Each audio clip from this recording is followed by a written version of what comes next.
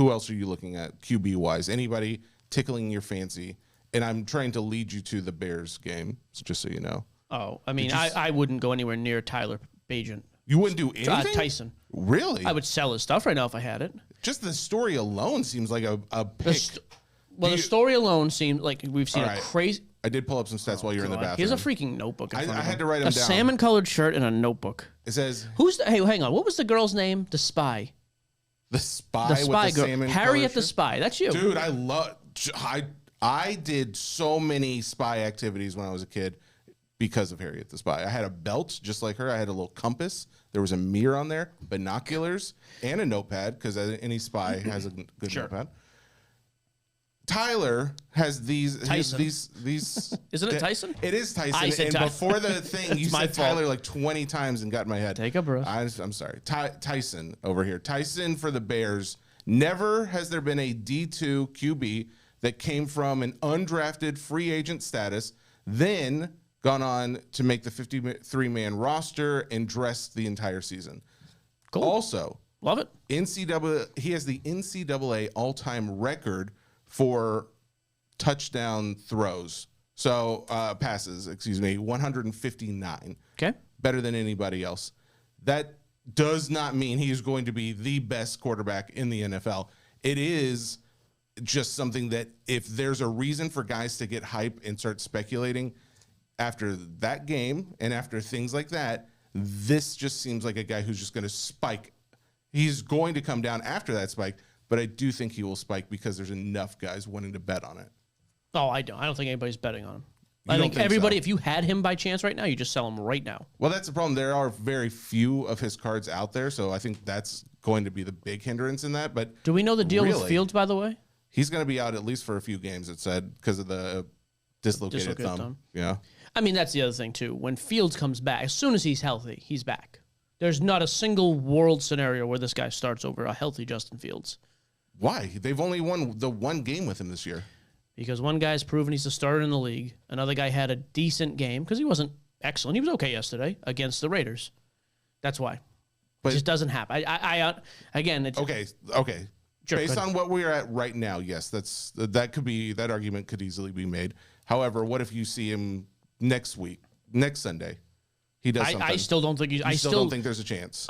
If I was a betting man, I don't think as soon as Fields is ready to go, I think he's back. Yeah, that's what I'm trying to get to. Is there a world where you could see where Fields does not? Okay, so here's the world. If he's out for 3, 4, 5 weeks and they're undefeated with the kid, I guess maybe. So I'm trying to. Because what was the scenario when Purdy came in and replaced Trey Lance?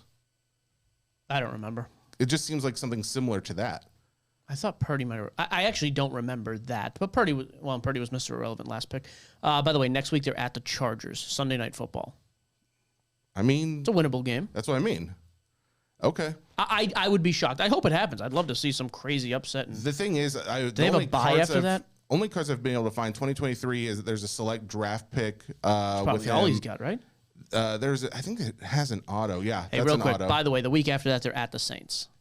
So again, that's a brutal. The Saints' defense at home has always been tough, though.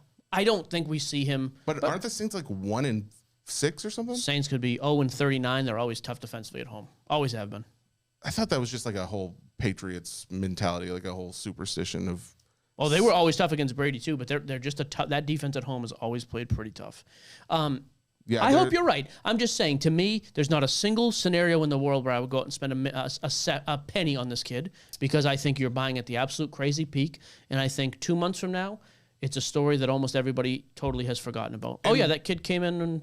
Easily could be, right? But the thought that there aren't so many gamblers in the hobby that want to find the next guy, and who's that guy right now, if it's not going to be someone like this? Because... I mean, people aren't going after Minshew, and they're not going after, Jared Goff's replacement, whoever that'll eventually be, because after that game, last night was awful.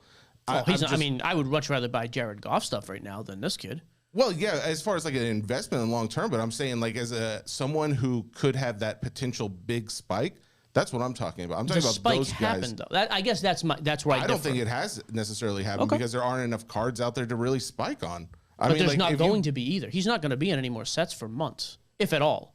The card, I think the card that most seems to have sold the most yesterday and today, actually, I think it is that Select Auto that seems to really be hot at the moment. It did jump. I'm trying to find a price.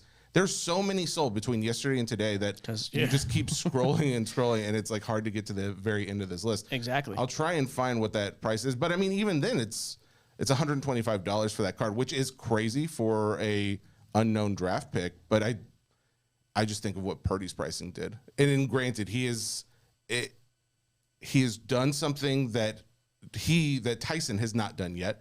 But at the same time, when Purdy first started playing, it was only like the first few games where his pricing really spiked. Like it jumped quite a bit and then settled back down, then spiked again. He also went like 8-0. He literally just lost his first game as a starter last week. I know, but that's what I mean. Like maybe you're right. I would say if you think that way, then you should buy him now because you won't have another opportunity. There's just no way in the world I would spend a penny on this kid's stuff. Okay.